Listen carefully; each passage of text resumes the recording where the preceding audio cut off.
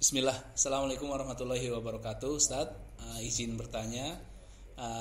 Ada dua pertanyaan sebenarnya Ustadz ya. Jadi yang pertama adalah bagaimana hukum transaksi belanja online dengan metode pembayaran seperti shop titik-titik pay, misalnya ya, yang terkadang mengambil bonus ongkir di dalamnya. Lalu pertanyaan berikutnya, bagaimana hukumnya go titik-titik food dalam Islam ya. Jadi mohon penjelasannya Ustadz. Syukron, jazakallah. Ya, jazakallahu khairan. Pertanyaan yang bermanfaat. Yang pertama berkaitan dengan Shopee Pay ya, pembayaran melalui uang digital itu. Yang pertama harus difahami adalah akad antara orang dengan Shopee Pay itu kan sebetulnya akadnya qard gitu ya, hutang piutang.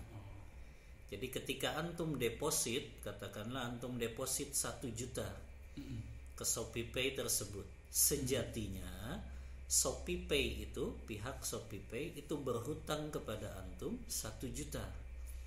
Berarti antum sebagai pemberi hutang dan pihak Shopee Pay sebagai orang yang berhutang. Jadi sebetulnya akadnya itu qard. Makanya kalau itu sebagai alat pembayaran saja hukumnya boleh.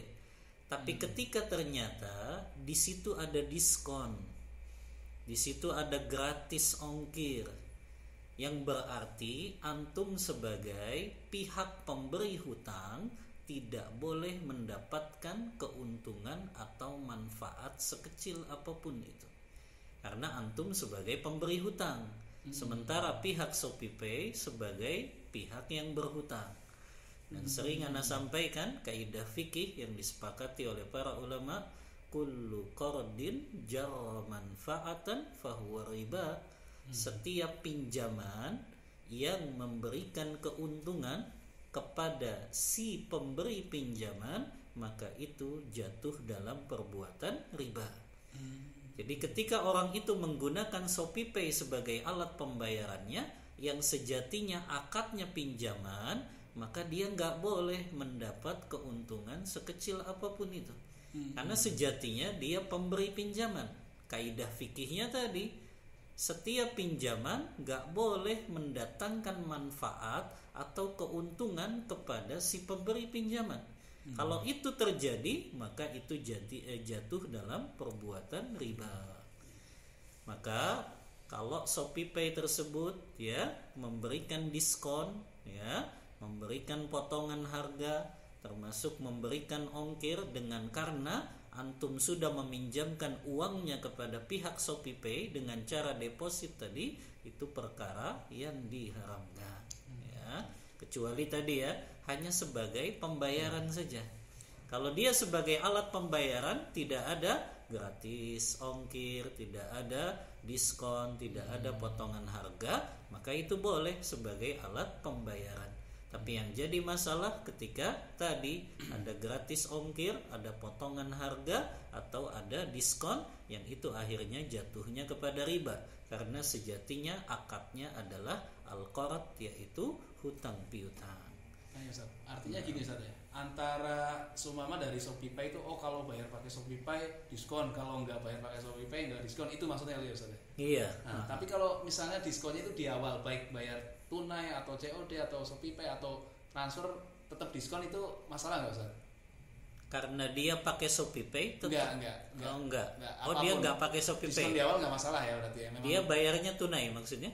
ya apapun pembayarannya dia tetap diskon, maksudnya kita tetap boleh ngambil diskon tersebut kan ya, tanpa syarat itu Ustaz, diskon tanpa syarat.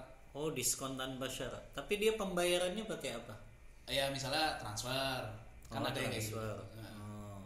Kalau pembayarannya tadi dengan cara transfer, dengan cara misalnya tunai langsung ya, tapi ketika pembayarannya pakai alat ini Shopee Pay, tetap saja karena tadi akadnya adalah qard gitu. Beda dengan kita transfer, jelas akadnya jual beli. Beda dengan kita bayar tunai, jelas akadnya jual beli.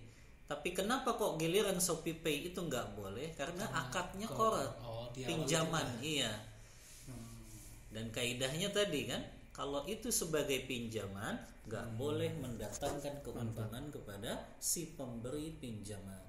Karena tadi dia dengan cara deposit, ya. Karena dengan cara deposit, maka itu jatuhnya akad qard tadi, ya. Karena deposit ya, deposit itu kan tadi sama aja dia minjemin uangnya kepada pihak ShopeePay tadi. Gitu. Walaupun dia istilahnya diskon di awal itu entah pakai apapun cara pembayarannya, tetap masalahnya itu ya. Iya, cara kita ada itu. Karena ShopeePay itu akadnya sejatinya. Pinjamannya itu ya. Baik Ustaz. Jadi paham Ustaz. Yang kedua Ustaz tadi Ustaz yang GoFood itu Ustaz gimana Ustaz? Iya, hukum GoFood ya. GoFood itu kan gambarannya seseorang dia butuh makanan misalnya, akhirnya dia pesan lewat aplikasi GoFood tersebut, maka kemudian pihak driver membelikan makanan tersebut dengan menggunakan uang driver tersebut, maka baru kemudian driver datang ke rumah orang yang pesan makanan, dan orang yang pesan makanan membayarkan dengan kelebihan uangnya gitu ya, dari uang yang dibelikan makanan tersebut. Apa hukumnya ini? Ini memang pernah Anda sampaikan, ulama kontemporer berbeda pendapat ya, termasuk para asatizah juga memang berbeda pendapat tentang hukum GoFood ini ya. Yang pertama mengatakan ini diperbolehkan karena akadnya wakalah, yaitu akadnya berupa mewakilkan dengan upah atau yang disebut dengan wakalah bil ujrah.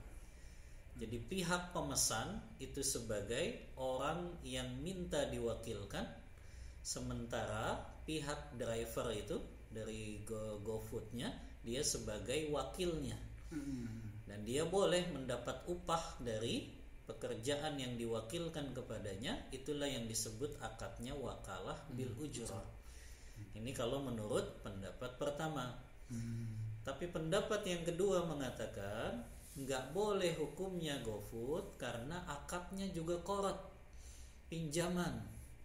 Karena kenapa? Karena pihak pemesan ini nggak memberikan uangnya ketika memesan makanan, tapi ketika membeli makanannya menggunakan uangnya si driver ini.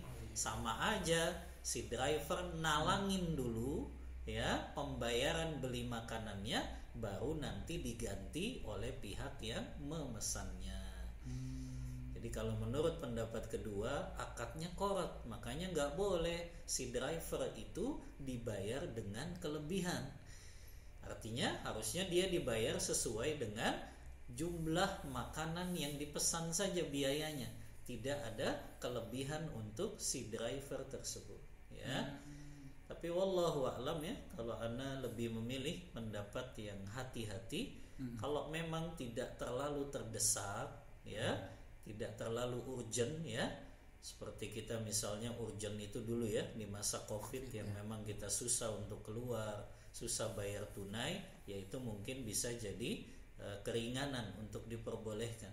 Tapi selama kita dalam keadaan yang tidak terlalu darurat, tidak terlalu urgent, lebih baik tidak menggunakan GoFood ini.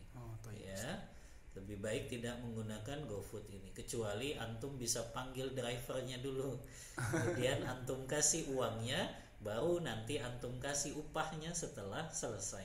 Tapi kan nggak bisa ya, ya GoFood seperti itu, pasti pakai uang drivernya dulu, kemudian akhirnya kita bayar dengan kelebihan. Yang kita khawatirkan itu jatuhnya kepada riba tadi, karena memang ketika membelinya menggunakan uang milik driver tersebut, kan sama saja seperti dia nalangin dulu, artinya kita berhutang kepadanya, sementara kita bayar dengan lebih tadi. Maka lebih baik kalau memang tidak terlalu urgent, lebih baik dihindari, kecuali dalam keadaan kita kesulitan ya, darurat, maka itu baru diperbolehkan. Wallahu ta'ala a'lam bissawab. Baik Ustaz, syukron Ustaz.